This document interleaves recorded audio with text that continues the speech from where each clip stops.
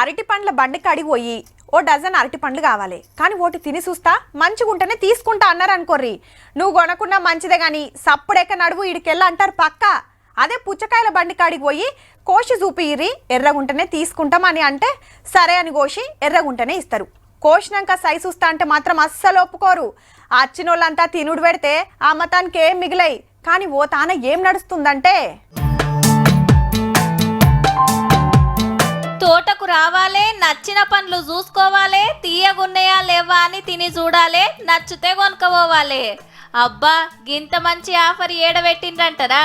పట్నం రాజేంద్ర నగర్ కాడ horticultural university వాళ్ళు పెంచుతున్న ద్రాక్ష తోటలు ఇవి.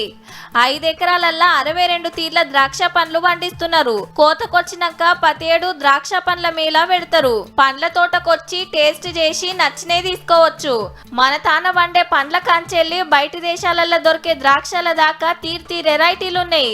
ఇగేముంది, పబ్లిక్ ఓవుడు 4-5 తీర్ల పండ్లు తెంపుకొని దీన్ని చూసుడు, నచ్చినే కొనుక్కపోవుడు నడుస్తుంది.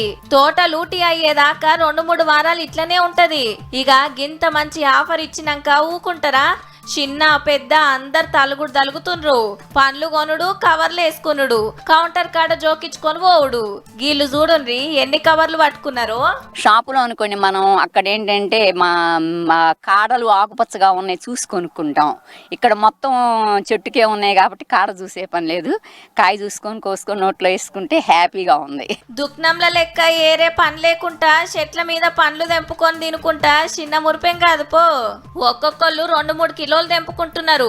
అన్ని తాజా పండ్లే, మళ్ళా మందులు మాకులు కొట్టి పండించినవి కాదు కాబట్టి రేటు జరంత పిరమే ఉన్నది. రేట్ ఎక్కువమ్మా, కానీ మందు ఉండదు కాబట్టి బాగుంది. ఆల్రెడీ 6 దినాలు అవుతుంది మేళా నడవబట్టి. తోటలు లూటి పోక ముందే కాయ సున్నోలు పోతే పోయి రాండి మరి.